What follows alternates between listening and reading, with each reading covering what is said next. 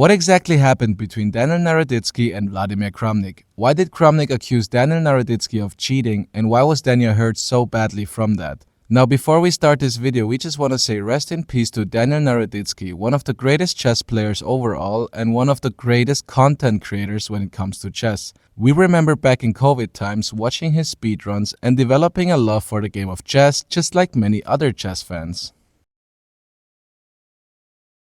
Daniel and Kramnik played some blitz games against each other, and Daniel won a couple of them, and Kramnik could just not figure out how a player like Daniel Naroditsky could find such good moves in such a low time against a player like himself. Now, that was not the only reason why Kramnik accused Daniel of cheating. Reason number 2 was that Kramnik saw a couple of Daniel's clips on Twitch and on YouTube where he realized that Daniel keeps on looking to the right of his screen. Now, Kramnik, already thinking that Daniel is a cheater, of course thought that Daniel had a second monitor on the right side nobody knows about, and apparently he thought Daniel might be looking at an engine. Now, if you look at this video, you can see Daniel looking to the right a couple of times. Also, there was another occasion where Daniel Naroditsky actually did open an engine during a game. If you look closely, you can see he was playing against a 1200 rated player, and it was during one of his speedruns. He opened the engine just to show us viewers and chess fans what is going to happen in this match and how he's gonna finish it.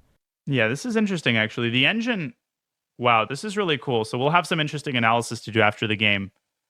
I'm looking at the engine, and actually it's not, it's not arguing, it's arguing against taking the knight on g5. Now, of course, that didn't matter to Kramnik. He already set his mind. He apparently already knew Daniel was cheating. Now, since this topic became a huge topic, Daniel and Kramnik actually were invited to a podcast where they would argue and where Daniel would have the chance to justify himself. Long story short, there was no reason for Kramnik to believe Daniel in any way, and to make things worse, Kramnik didn't stop harassing Daniel. Matter of fact, he posted hour-long videos on his YouTube channel saying Daniel must be cheating, and he was also accusing chess.com of not doing anything against it. Now, many people told Daniel to not justify himself all the time because a person like Kramnik will never be quiet. But Daniel couldn't stop. He literally recorded his entire PC setup, showing there's no engine and showing there's no extra monitor nobody knows about. You can see that here is OBS, which is open right now. This is on the monitor to my left. But normally when I was playing Title Tuesday, I would have this open right now, the chat open right now. This is the chat. Again, the font size might have been slightly different, but it's a monitor. And then to the right of the monitor is my actual laptop. Here's the chessboard, chess.com. I have nothing else open other than Spotify and settings. I'll close settings. That's it, as I never had anything open then. And yeah, the webcam sits on top of the laptop right here, where you can see that my laptop webcam is on. I'll turn it off, but that this is where the webcam sits.